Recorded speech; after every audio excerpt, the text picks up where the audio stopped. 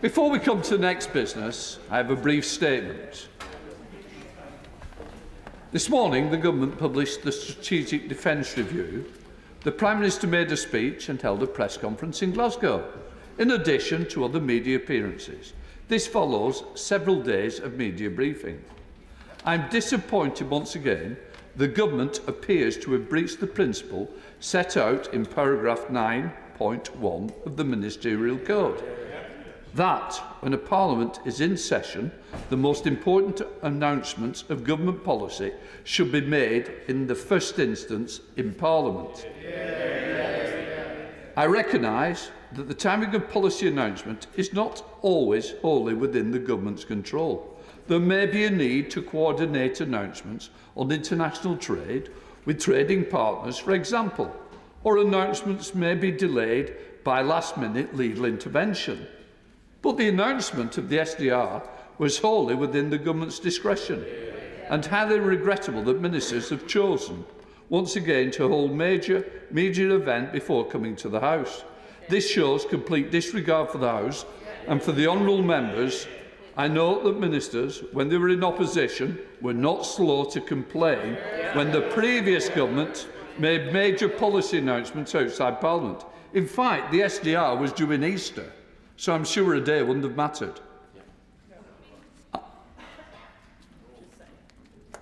I'm not responsible for the compliance of with the Ministerial Code. That is a matter for the Prime Minister. It is the Government's code, not the House. But I regard this particularly blatant breach. I've invited the honourable member for North Devon to consider whether the Public Administration and the Constitutional Affairs Committee might usefully inquire into the matter. Also, I find it interesting that elected ministers are elected members of Parliament first, before they get the ministerial roles. So they should recognise the importance of this House. It's amazing in opposition how everything should be discussed on the floor of the House. But when in government, memories are short on that fact. And I do hope that I've been here through many SDRs. In fact, one of the major SDRs with Lord Robertson was we didn't even know the effect on everybody's constituency till it was read out from that dispatch box. What has changed? I'll tell you what's changed. Disregard for the members who sit on the backbenches. I am here to defend the backbenches, so please, I hope we have no more of this. And all I would say is, it is the Government's Ministerial Code. They should be ashamed of not enforcing it. Right. We now come to the urgent questions. Shall the Leader of the House, Jessie Norman. Thank you, Mr. Speaker. With that in mind, I ask the Leader of the House if she will make a statement on government announcements outside the House of Commons. Leader. Thank you, Mr. Speaker, and I hear your statement today. I responded to an urgent question on a similar matter on the 14th of May. I reiterate the commitments I gave then. The Ministerial Code is clear that when Parliament is in session, the most important announcements of government policy should be made in the first instance to Parliament. This is an important principle that this government stands by and upholds. Since that last urgent question on the 14th of May, Mr. Speaker, the government has made a number of important oral statements to the House on the infected blood inquiry, the cross-government review of sanctions implementation and enforcement, the charging of individuals under the National Security Act 2023, the legal aid cybersecurity incident. The Prime Minister updated the House of the 3 trade deals that we have struck in the national interest, the Foreign Secretary on Israel and the occupied Palestinian territories, the Justice Secretary responding to the sentencing review, the Defence Secretary on the future of the Diego Garcia military base.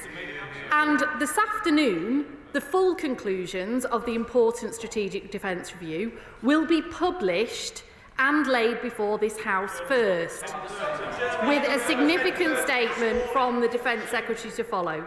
I am satisfied that this government is coming to the House regularly to keep Parliament informed. Rubbish. I recognise... Order! I'm not satisfied. I think that's the key, because both backbenchers, quite rightly, should hear it first. I don't care how many have been done in the House. It's the ones that's not been done we should be talking about. Rid of the House. Thank you, Mr Speaker. As I say, it will be made this afternoon by the Dissent Secretary, and I am satisfied. I recognise there are times when we make a judgment on when an oral statement is needed, balancing the rest of the day's business and other factors.